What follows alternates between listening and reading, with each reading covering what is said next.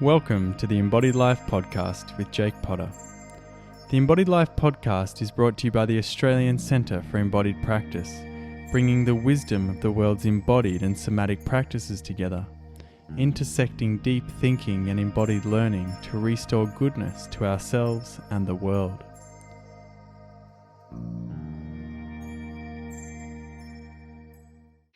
I'd love to start how I always kind of like to start, and just a question of your embodiment as a young one, your embodiment as a child, how you can kind of contextualize what it meant for you to be embodied as a dancer, or as, however you kind of can contextualize what did it mean for you to be embodied as you were a young person growing up in the world. Whew. Well, I grew up in Central California on a farm as a rancher cowboy where these bodies were used as, a working vessel, not only to do the manual labor, but also to be in relationship to certain animals. So the embodiment aspect of, I couldn't escape it. No matter where I was, the body was there. I was having to use it in a way where I had to be mindful of form and structure and posture and how it related to other things. So, my earliest memories go back to the horses, at like 5 or 6 years old, knowing that those subtle movements of my legs or how I tilted my pelvis or the positions of my arms had a sense of control and information. Like I was communicating something to this animal that could only listen and respond to those subtle gestures. Or, my mom would always remind us of how to hold the shovel if we were going to be shoveling manure or pushing feed into the mangers. So there was this always constant reminder of how to use our physical body in a way to maximize labor, in a sense, or to maximize communication, in this case with a horse. Yeah, so you think using your physical body in a very objective way was something that you did a lot. And did it kind of have, I guess, like elements of being connected to a landscape in some sort of deeper way? Or was it largely like, here we are at the ranch, kind of, using our bodies to sort of get the work happening? And was there a sort of a Yeah. deeper connection with the animal world or the more than human world in some way there? Yeah, definitely with the animals. I always even to this day, continue to be amazed on how those subtle bodily gestures could influence or inform this animal. So that it always reminded me of there's something else at large here that is actually making this communication possible, that has come long before me. And other ways that at that time, I remember after doing chores out on the ranch, I would rush into the house before my parents did or my younger siblings to either put on my dad's rock records or my mom's jazzercise records, because she used to teach jazzercise to the local farmers' wives and ranchers' wives. She turned part of my dad's tractor shop into an aerobic studio in the early mid 80s. And I'd rush in, I would figure out which record I wanted. I knew I had about like 10 minutes. I would put on a song and I'd be in the living room and I would just be dancing, dancing, dancing until I heard the door open up from outside and I could hear all the, tractors turning or whatever. I knew they were coming in and I would turn it off so I didn't get caught. Even though I grew up in a family of dancers, my parents are beautiful partner dancers. My middle brother loves to move his body and dance. So it was more of this secret of mine, because in those moments I remember being taken somewhere. Now I'm probably 8 or 9 or 10 when this is happening. I just remember that after being with the horses and coming in and dancing, something I was somewhere I was taken somewhere. And I remember that being so powerful, and having lost touch with that until I had found the dance floors that you and I are so familiar with, to then be brought back to that going, oh, I've known about this. My body, me, have known this place of transcendence or this place of coming home. And every time I dance, there's some part in it comes back to either a horse or being on that land or dancing in that dining room at, 7 years old to some rock song or jazzercise song. Yeah, and I'm curious if I can just ask a little bit. I mean, coming from a family of dancers who are very much, I guess, like it was probably enforced in your house, or not enforced, but encouraged in some way. What was it that sort of you felt like you needed to kind of hide from there? Like, what was it about wanting to switch it off? Is it Well, I think a couple of things. not having really come into full contact with my sexuality, there was a way in which or my gender identity, there was a way in which my movements did not necessarily reflect that of my brothers. So some of that was just what it meant to be in that particular time historically, in the United States with the AIDS crisis happening, that I could feel a lot of like keeping that close, of not wanting to have movements that might have given off some sort of effeminate quality, even though I was comfortable in my body, but how those outside people would have received that. And also, this other thing was it was really a personal and private experience. It was mostly my own practice before knowing what practice meant to really be in that space. So it was, if someone was to watch me, it almost as if the magic would have been taken away in some way. I remember. Mm.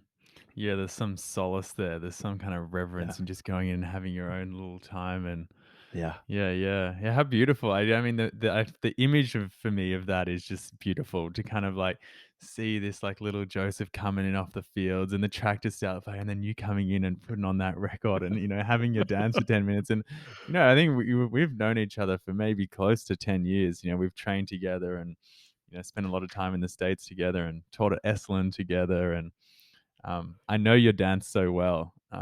So I guess it warms my heart to just kind of like see the image of that that small Joseph Yeah. there running in and yeah, yeah, yeah, doing that dance. It sounds great. Yeah. Yeah. Yeah. And then I guess to kind of like good segue point into the work that you do now as a person who works in the youth space and as a person who is a somatic psychotherapist and an open floor teacher.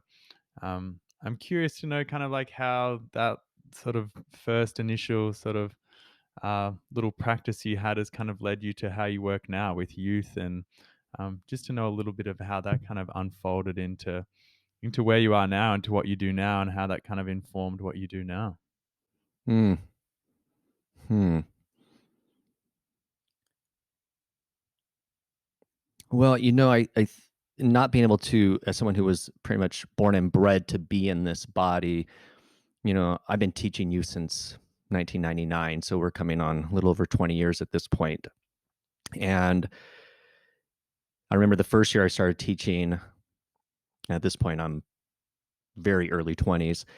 And I didn't necessarily like the way that desks were set up, very isolated, facing the front of the room, that I kept thinking about how my body would want to be in a learning environment and rearrange classrooms.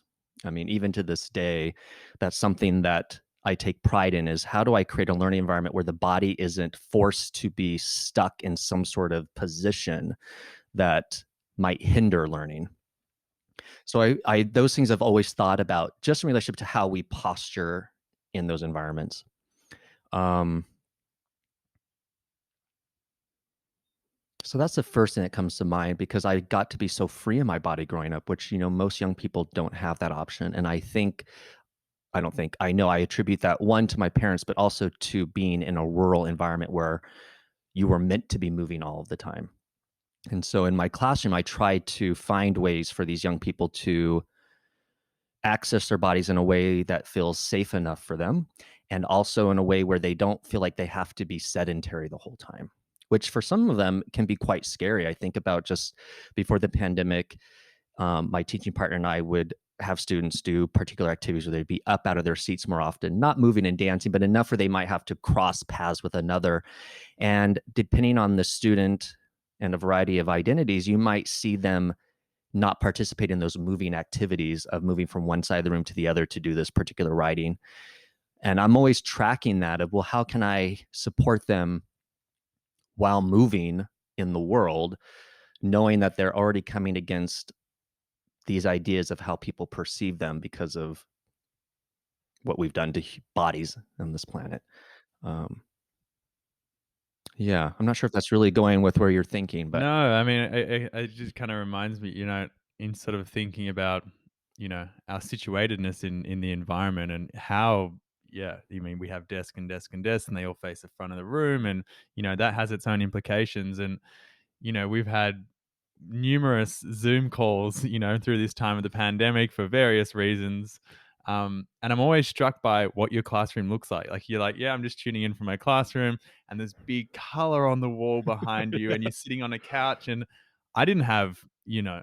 rainbow painted walls and couches in my classroom at school. I had a gray desk that you sit at every time, and you look towards the whiteboard. And for me, I didn't really know that I had bad eyesight until I left school and realized that I could never actually see the words on the board, Yeah. which largely contributed to me farting around in class and, causing a ruckus. But Yeah. yeah, I guess one thing is like, how does that sort of inform your classroom, or kind of how does that sort of change your classroom? Because you have a very unique classroom in its physical sense. Well, I immediately notice students become comfortable. And, I'm sure probably some of that is my presence, but most often I believe it's the way that the classroom invites them in.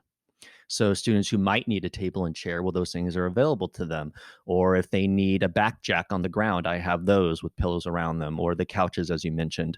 And if they can find a place where they feel comfortable, then my belief or my experience with these young people is they're opening up to something that then becomes, I don't know, more rich, because their participation and their presence is now with us, me in the classroom of students, versus, I don't know, something that feels more sedentary or industrial or rudimentary almost. Like stiff and hard. I just like when you talked about that desk, I just immediately thought of like, oh gosh, I could just feel like this stiffness of a chair underneath me, and these like things are so hard that in some way I feel like they harden the body and harden how we learn. Like to me, it feels like then everything is this direction, very forward body, very like I have blinders on and I'm only paying attention here. Where I feel myself relax when the students in the room on the couch, like one arm might be over the couch and they got a leg up on it, and some students are laying on the ground, and there's a way in which I can feel their limberness in their bodies that feels as if they can access more information. That's what I want to believe, at least. Yeah. Well, Yeah. there's a beautiful study that's been done recently in the realm of embodied cognition, and they did a study which is an amazing study and had great results in the sense that they had two groups of children and an adults. And the first group, they had sit at a desk and they had to learn a maths problem. These kind of like pretty complex maths problems.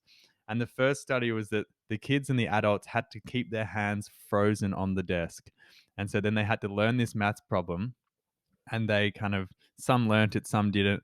And then they did a second round study where they had the same kids and the same adults also learn complex maths problems, but they could use their hands in motion. They weren't necessarily dancing or doing any kind of movement practice, but they could like scratch their chin and they could like point at the bits on the board, and they could just use their hands in a very normal gestural sense, and the capacity to learn was far greater when they could use Mm, their hands as they were learning, even if just like holding them on your hips or just like crossing your arms and being like, just trying to figure it out versus hands frozen on the desk. yeah. The learning was much lower. So I think even like you're kind of saying in these really subtle ways that, yeah, we can slink back, or we might just need to roll on the floor and be a little bit tired, or how Yeah. that, I mean, the study showed really does improve learning. Yeah. Makes me think last year before the pandemic, one of my students, well, many of them, this has happened now that I'm thinking back, where they could be, laying on the couch, and then some sort of inquiry comes into the conversation and you see them straighten right up to be like, ooh, like wanting to participate. And then after that happens and them taking in what everyone else is saying, you see them kind of slink back down. And those moments, I always want to laugh, not laugh at them, but laugh at the pure, joy of them having to readjust to really like exert themselves to say, this is what I know based on what we're sharing. Where if you were seeing them before, you would think that that student's checked out, couldn't care less, may not even be listening to what's happening. But in truth, they were, because they made sure that we all knew that they had something to say about whatever it is we were talking about. Um, and yeah, just to see the enthusiasm. I mostly work with 16, 17, 18 year olds. To see the enthusiasm of a late teen in a learning environment always brings such joy to my face, knowing like when we are teenagers, we're like, can't be bothered a lot of time. So when I do see them being bothered in a good way, um, it just tickles me just to see them get excited about answering something where before they were checked out. Yeah. So, Yeah, which I feel like is largely the education system, in most yeah, places. I know where I went yeah. to school, there was a Ugh, huge amount of checked outness. It felt dry, and yeah, I mean, I don't really remember kind of standing up out of my seat many times, yeah, until I left school and I found, teachers and university systems that kind of spoke to me on a deeper level and kind of knew how to teach and knew how to sort of create learning environments. yeah, I'm also yeah, curious about, we spoke sort of recently and we're talking about these kind of three sort of pillars that I guess you're really interested in this youth space of identity, acceptance, and expression. Um, and I guess, as I was sort of planning for this podcast, kind of thinking about like, what does it mean to be an embodied youth at the moment, in this mm, current climate? I know that you work at one of the most culturally diverse schools in San Francisco, maybe the most culturally diverse school in San Francisco. Um, and in some ways, San Francisco is kind of a leading edge in terms of culture, in terms of pushing the boundaries, like what it means to be fluid and to be queer and to have inclusivity around that. And also that there wouldn't be certain elements of inclusivity around that still to this day. yeah. Um, so I guess I'm just like wondering kind of as we start to sort of dive into this question of what it means to be an embodied youth and, in a diverse kind of context, where you might think we can kind of start that conversation around. Mm. Well, if I'm thinking about embodied youth, if I'm thinking in the realm of the physical body, in that time of our lives as humans developmentally, right, there's so much that's happening. So if I'm thinking about my queer youth, they're just trying to figure out how their body relates to others who might be a part of that master narrative, right? Those dominant ways of being. So there's tends to be, in my experience, more exploration in their expression and in the ways. So I mean that by the clothes they're wearing, the color of their hair, any way that they might choose to express themselves in that moment, versus students of mine that might be cisgendered and more heteronormative are expressing most often stereotypically. And so with that, there's a different level of comfort in the bodies I notice with those students. So a lot of my trans students don't necessarily want to always be in a class with the cisgender students who are moving around in a much more comfortable way. The students usually ask me to either be put in another class where there's less people or where they feel there's a sense of safety for them to express themselves in a way that feels more natural to them. When I think about embodiment in the emotional realm, I find that my students, if I come back to those queer students, they're more tapped in to how they're feeling emotionally than I find from a lot of my cisgendered students. There's an articulation around their relationship to their body in a way that raises curiosity that I don't necessarily hear from a lot of my cisgendered straight students. Not to say that they're not emotionally attuned and emotionally intelligent. I believe they are, but they see themselves reflected most often emotionally in the world.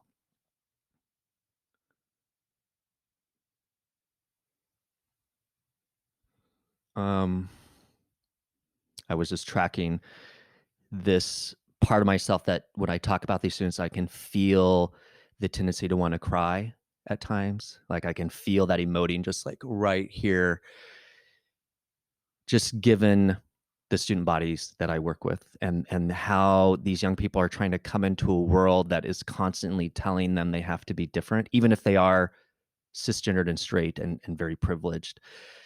You see these young people constantly pushing up against what it means to be in a body all the time, even if they don't know that that's what they're doing. Uh, from the ways they walk in a room to the ways they engage with certain adults, with their peers. If anything, the thing I see the most is even across the board that there's a level of fear of what it means to be in their body, regardless of how they identify, that I don't remember feeling at that age. And I don't know if that's unique to the United States and the ways in which we talk about bodies here, but I feel and sense I'm a little bit more afraid to be in a body than I did at that age. Yeah, and that seems, I guess, like a little bit fascinating to me in a sense of you grew up sort of in the country on a ranch. I've spent some time in the States, a couple of years, but maybe not enough to kind of maybe understand that in context totally. But I guess my perception of ranch life 30 years ago or 40 years ago, whatever, um, might have been a really hard time to come out and to kind of own queerness or whoever you were in terms of whatever context. Thought that might be quite challenging. And I guess like the current climate has a lot of conversation around now what it means to be trans and what it means to be whatever we kind of want to identify as. But you're sort of identifying that there still is this deep challenge that is, I guess, we haven't quite got to yet. Yeah, I Yeah. guess I'm kind of curious about that kind of contrast between um, ranch life 40 years ago, which I would imagine might be more crippling to someone's expression. Well, most definitely. I think I was such a late bloomer in life. I mean, I even feel like a late bloomer now in my early mid 40s. There's some part of me that feels as if I haven't quite blossomed into the midlife adult that I feel most others are for whatever reason. But, I remember the first time I remember being different. I'll use that as the word is I was 9 years old in 4th grade, and it was the first time I remembered me not relating to the other boys in my gender, but also knowing that I didn't relate to the girls in their gender, that there was something about my gender identity at 9 years old that felt different than the two genders that the binary. And even at that time at 9 years old, I could feel this sense of attraction, in this case to the binary, both genders at that time. Now this is in the mid 80s at the time. And I didn't come out until much later into my 20s, which I don't even necessarily like to use that word coming out. I think it was coming into an understanding of how it is I wanted to relate to the world with my sexuality and gender. And I mean, it most definitely was cripple. I don't think I even allowed myself to experience or feel things, but there was still a huge comfort of being in my body. Now, that I think comes from a lot of the privilege that I embody as a white person and as someone who is socialized masculine and expresses and presents himself as such, even though I identify as queer. So there was a way in which my body was accepted anywhere I went, right? I could walk indoors, and we didn't have the media that we have now that is portraying bodies in all of these different ways. Not that these traumatic events and things weren't happening at that time, but we didn't have the internet. We didn't have I grew up with a whole whopping 6 TV channels with very syndicated network shows. We maybe watched the news. So I think about my comfort is because I didn't see people who identify like me being treated otherwise, unless it was the AIDS crisis. And then there was a lot of media around that for the most part, but mostly negative. So I think that's why I'm saying there was maybe more comfort for me because I lived all these lives of privilege, and I could move freely through the world for the most part, and I could compartmentalize my sexuality, my gender in a way that kept me safe. Where at least in San Francisco, these students, for the most part, I mean, I'm sure I know they're trying to compartmentalize a lot that's happening for them or to fit within some sort of box to remain safe. But for the most part, they're living the life that they want to be living and essentially not really caring what a lot of people think, which is empowering for me to look back and go, wow, you're able to do that at this age. And I think some of that comes from being in San Francisco. And I think some of that comes from being, now 2021 and the work that a lot of queer folk or other marginalized communities have done to get to this point where these young people can now live a little more loudly. Yeah, I mean, some youth that I've spoken to, especially around the age of like 10 to 15 in their school, they have whole language around pronouns that are beyond he and she, and all these different kind of gender identities, which I know for me when I was at school, other than like gay and lesbian, there wasn't much else that existed kind of beyond that in terms of gender identity. And um yeah, now there's this kind of whole language that we have. Um, I'm also wondering, you don't have to answer any sort of question that's too personal, but I'm wondering, like in your kind of family system, it sounded like, yeah, you were comfortable in your skin, you were comfortable in your body. There was a part of you that like turned off the jazzercise records, but Yeah. yeah, also kind of acknowledging that part of it. It maybe sounded like you came from a family that was pretty open. I mean, your parents were dancers, and but was that the case? Was that also kind of like a contributing part of like you feeling comfortable in yourself in the world, or was your identity really sort of hidden from that as well? I never was concerned about what my parents would think. It really was about my acceptance of myself. And I know when I had, informed my parents of my sexuality, life didn't skip a beat. It was like, okay, like it was just kind of was like an okay, and life goes on. I didn't feel as if any part of their love or relationship to me shifted. And I'm sure it did. They have to reorganize as a parent how they now relate to their child whose gender is different than what was assigned at birth, whose sexuality is different than what they might have imagined for my life to be. So in that way, I'm they had to reorganize and reorient. But it was mostly around, can I accept myself in this way and still be Joseph in these with these people? And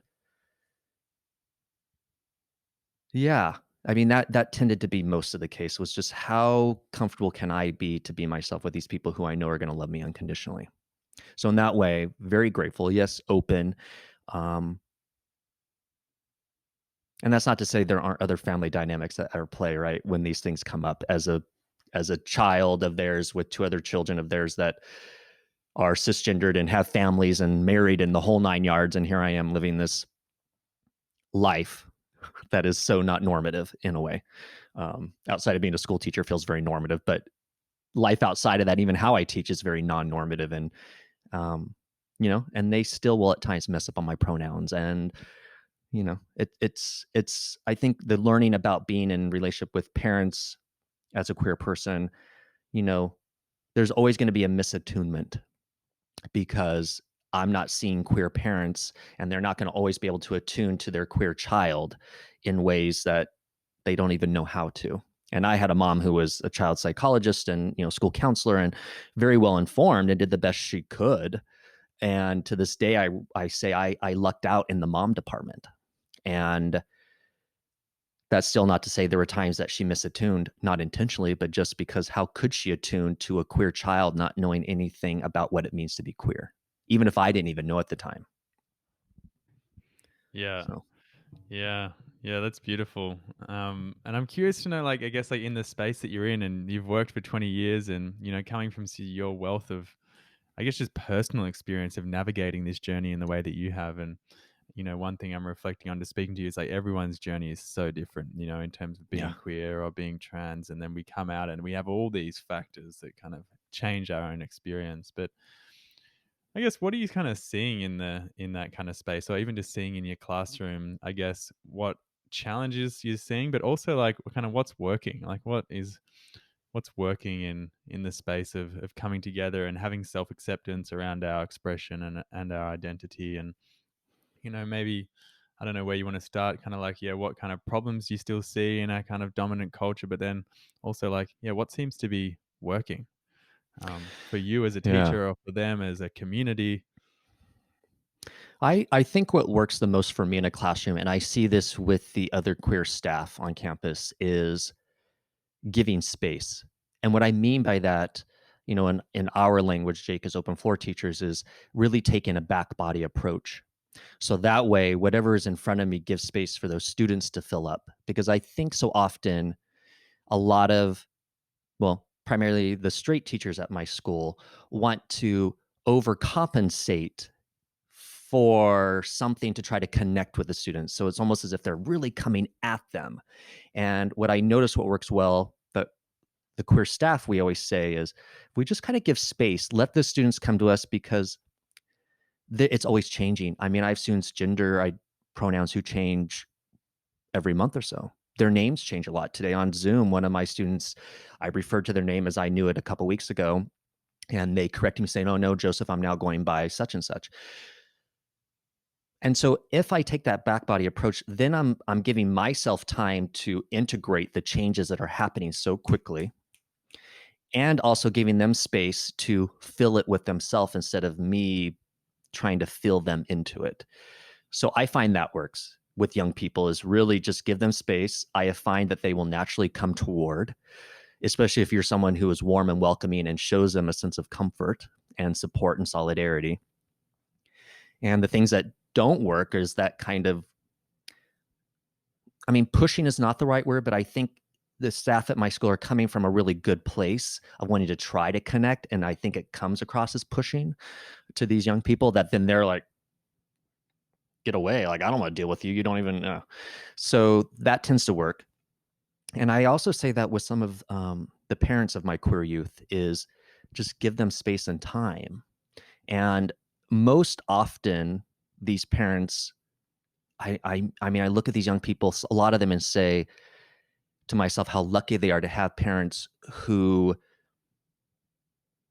are fluid enough with themselves to be with their child, because of the flexibility and fluidity of identity changing so often, which is exciting, as it should be, especially around gender and sexuality, which are things that are not so fixed. That here are these parents who are able to embody that in a way that their child can feel seen and heard and welcome, regardless if it's changing every week or so. That's not to say these parents are not struggling, as I get them on the phone and they're, you know, expressing to me their concern or their frustration of not getting it right this time and messing up again. And, like it, but their willingness to be resilient and to continue loving their child regardless if it changes is beautiful, and gives me a sense of hope. Now, again, that might be unique to San Francisco parents. That's not every San Francisco parent. I have quite a few San Francisco parents whose children are trans and they have been kicked out of the home, and we can, it's a whole other narrative. But I find what works is giving these young people space, regardless of how they identify. They're really wanting to individuate from adults already. So if we can show them a steady presence, they're going to saddle up right alongside of us and tell me their life story. Mm. Yeah. Yeah. Yeah, and I guess it kind of seems like sort of first sort of point of call as someone who just sort of not involved in these spaces. I can see that kind of impulse to try hard and to be like, I want to Yeah. accept you and come here and tell me about who you are, and that's okay with me. And Yeah. like this Yeah. kind of Yeah. is like I can sense the beautiful gesture in that.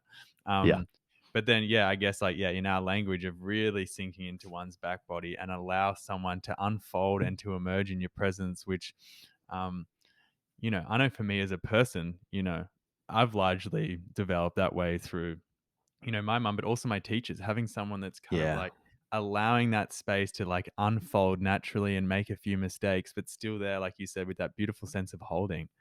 Yeah. And it takes someone pretty robust to do that because I think, like you said, you need to be somewhat fluid with your own sense of self. Um, yeah, Yeah. yeah, yeah. Mhm. And to kind of keep following this thread of Mhm. identity, acceptance, and expression. Um, I'm also wondering, about, also in our language and open floor, and I think largely of kind of like, what we do as a sort of somatic embodiment teachers of dance or a movement is, these ideas of kind of co-regulation and these ideas of, I know for me, like what I guess I see on my dance floors a lot is, we have our own kind of I guess, need to express ourselves in an environment, but there's also a way in that co-regulatory way that I know that I can kind of hold a space as a dancer and as a teacher for other people to sort of unfold around me. And I guess I'm curious about that intersection with, when you see sort of cisgender sort of white folk in your classroom and then maybe someone trans and the trans person, like you said, is sometimes doesn't feel so safe just to kind of express. Are you sort of seeing a bit of a shift in, um, I guess, like the classic white cisgender sort of privileged person being able to hold a space for other people to unfold, or is that kind of still feel like there's a bit of a gap there and a bit of a way to go in terms of um, in doing and kind of people holding that for each other. And guess I'm curious about this each otherness. Like, how are we kind of going in that space, or how are youth going holding that for each other? Because I know being a teenager is hard enough no matter who you are. You're trying to come into yourself. You want to be liked. You want to be accepted. These things are really important for our development. You know, I had a hard time being a teenager. I think most people that I've ever talked to have a pretty hard Yeah. time being a teenager. Yeah. It's challenging. And then you kind of add this in, and um, I guess I can just acknowledge that it's maybe easier said than done to really have youth hold that amount of presence for each other to unfold in a really beautiful, natural way as well, just because of the social complications of what it means Yeah. to be young and to be going through puberty. Like, it's a Yeah. radical time of life. It is, but I think they do a somewhat better job than we adults do. If I think about the youth in my classroom, and again, I'm at an alternative public school in San Francisco, and alternative here only means that it's a very diverse group of population, not only racially diverse, socioeconomically diverse, but diverse in learning, diverse in needs and wants, and that the schedule isn't your traditional every day, all day. So, with that, I find that these students, if anything, are in solidarity with one another in whatever way. It's rare in at our school and in my classroom that you will see anyone treat someone else as an other. And that's not to say they might not have those feelings about people. They maybe just have a level of respect, or they know that that's not the place to treat someone as another. But if anything, you see them come together if a teacher missteps. You see them be in solidarity with one another, regardless of identity. And I'm always in awe of that because they seem to do it easier than we adults do. Uh, well, I think it's about the time that they're growing up in. They're seeing so much hate and they're seeing so much violence that in some regard the students that I have don't want to see that anymore. In some way they're trying to combat that in any way they know how, which when they're walking in the hallways or in my classrooms, you see them be as welcoming as possible. Even if their views are different from their parents, you'll see them try to embody what they feel is to be in integrity with themselves.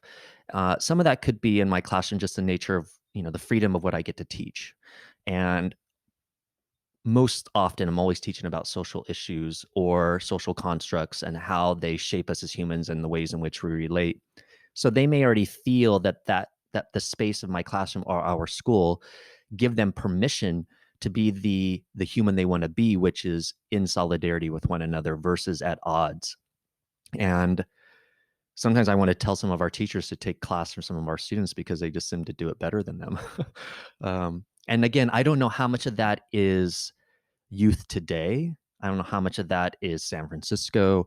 I don't know how much of that is because of what they're consuming in the world and them wanting it to be different. Um, And I would say, partly having you as a teacher, I think, people listening to this might not be having the experience that you're talking about. We're kind of talking about the right. youth of today and, being trans and being in solidarity with one another. I guess, like, to have a real acknowledgement for people listening out there that Yeah. that also might not be the case. And I guess I want to acknowledge you in that of, I can sense that having you coming from and having this sort of pedagogy in your work um, is pretty radical, I would say. Yeah. I can kind of speak for the dominant culture of Australia. Yeah. There's not a lot of classrooms that have physical space like that, and there's not a lot of teachers that I think are doing what you're doing. So, I also just want to commemorate you on that, and um, that it might not be the case for every person out there. But I guess I'm seeing this window of opportunity and hearing sort of what you're saying. There's a to hear, I guess, that sense that youth are largely doing the work and then kind of taking it on themselves. And then if you're fucking up in your own way as a teacher, that then they kind of come together is, Yeah. I guess, a community that seems resilient and they take ownership. And there's a sense of community together that also exists beyond the teacher, Yeah. which I just feel like is a resourcing, and yeah, it has a certain robustness and a longevity to it, which feels important when I think of what the world might be like in Yeah. 50 years from now, Yeah. to have all your students, lead the world and be up in Yeah. the president's office, Right, what a right. world. What a world. Yeah, and thanks for that reminder because I do forget that I live in somewhat of a bubble a lot of times, being the Bay Area, given the historical nature of San Francisco, a Californian, uh, when I'm talking with other colleagues here in this country who are teachers and, their experiences are a lot of what you said. They're not seeing the support from their administration to teach the things they want to teach, or they're struggling to have students be seen and heard or feel safe enough in their families of origin if they are queer or whatnot. And and yes, thank you. I do recognize a lot of it is the work I've done on myself and how I show up in the room with these kids. I definitely don't take this body for granted in that way. And I'm grateful that these young people trust me enough to be themselves, because in that I get to grow as an educator to better support the youth that are coming on their tails. So, Yeah, that's beautiful. That's is a two-way sort of thing there. Yeah, you're kind yeah. of creating this fertile ground in which they can come into themselves, largely because you come into yourself, and then there's a Yeah. beautiful reciprocity. And I imagine that for you, there's maybe also, I guess, I mean, this is a question, like a sense of you coming further into yourself by seeing youth act in a Definitely. way. It's just like, oh my god, Oh as my teaching does and yes. being in communities do. Like, what a gift Yes. it goes both ways. Huge, hugest. I mean, I think these kids, every time the end of the year comes, 'cause I mostly have students who are getting ready to graduate, but it's a way in which they're, in a way, inviting me into their life as much as I'm inviting them into mine. And we share this little classroom. I could feel it now, Jake. It's just the impact of the ways in which these bodies are impacting one another is it's priceless. I mean, so many people say, "Gosh, why do you still want to be a school teacher in today's time?" And I say, "I can't imagine being anything else. I can't imagine being anything else." And I mean, just it's just touching to be an educator, at least for me. Um, Even after 20 years and still have 20 more years to go, there is this feeling of why would I want to do anything different?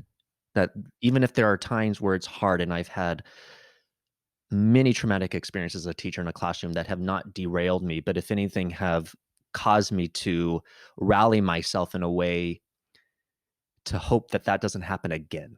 Not necessarily for myself, but for young people or for other educators. Um,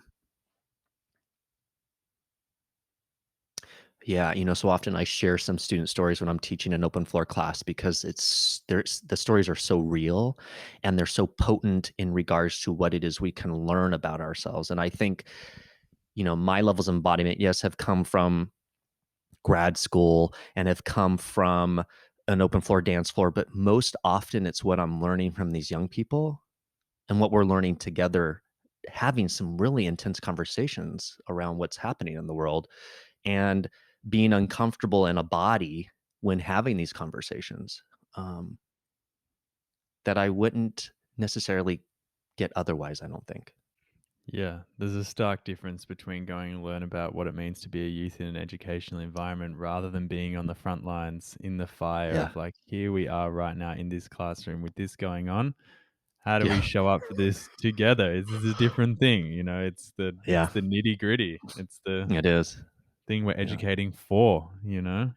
And in the Yeah. sense of I guess like, I mean, I kind of my personal reflection is that institutions, educational systems are largely failing what it means to be an educating Oh, institution and to educate people. And yes. I guess just hearing you speak, Joseph, I feel such a sense of hope and yeah, a hopefulness for what it means for education in its own right Yeah. to be able to create a fertile ground in which we can develop into our own. Mm. Um, and to know that there's youth out there kind of receiving, yeah, what you give. I guess Yeah. just I feel warmed by that, and I also feel Yeah. some of that, guess grief and sadness for what has been missed and what has been kind Yeah. of largely pushed aside, which comes at the welfare of Yeah. humans and youth, and of what happens in our youth sort of stays with us a lot of our lives. And Yeah. I guess to have something like this as a point of, I guess, the ground in which we could grow from, is like, wow, I just feel a sense of, you know, awe and wow about that. Yeah. Yeah. Thank you. Yeah. Yeah. Yeah. Yeah. Well, maybe that kind of takes us to a nice ending in this conversation, around what it means to be embodied and to be youthful. And I guess one thing that, I'm just really inspired about is, I guess, this sense of being in one's back body, whether we're talking about youth or whether we're talking about Yeah. just being in relationship, what it means to kind of open our body as a vessel in which we can unfold and which we can unravel and which we can come into a sense of our own together and have that sense Yeah. of solidarity. I mean, that just kind of feels like Mm. largely the work that we do, but just kind of, yeah, I guess deepens that, I guess, capacity that we have to support other people to unfold, rather than this Yeah. is my expression. It's like, how can I be a vessel in to hold your expression too? And that just feels like Exactly. an important thing to acknowledge in the Yeah. world. Yeah. I agree. I agree. It's like the more space we can give for others, including ourself, only invites more community in a way. Yeah. Mm. Yeah, yeah, yeah, and may more teachers come into the world like Yes. you, Joseph. Yeah. It's also just been a pleasure to talk to you, knowing you for so many years, and, I know that our conversations are always nourishing, whether they're recorded in a Or podcast not. or not. Always coming away with a sense of being inspired by, the work you do, and also want to Thank you. acknowledge that there's a whole kind of realm of what you do that we haven't talked about, which is being an open floor teacher. And I know that you're largely studied and do a lot of stuff, and maybe we kind of save that for another date. But um, yeah, I guess just wanting to acknowledge the work that you do in the world all around, whether it's with youth or whether it's with people, creating spaces for Yeah. embodiment. It's yeah, it's wonderful. So thank you for being on here. Yeah. You're welcome. My pleasure. And now it'll just give us other reasons to get back together and record a conversation. Yeah, yeah, yeah, nice. Yeah, yeah. I look forward to it already. Yeah. Yeah, thanks for being here, Joseph. Yeah. My pleasure. My pleasure. Good to see you, Jake. Yeah, you too.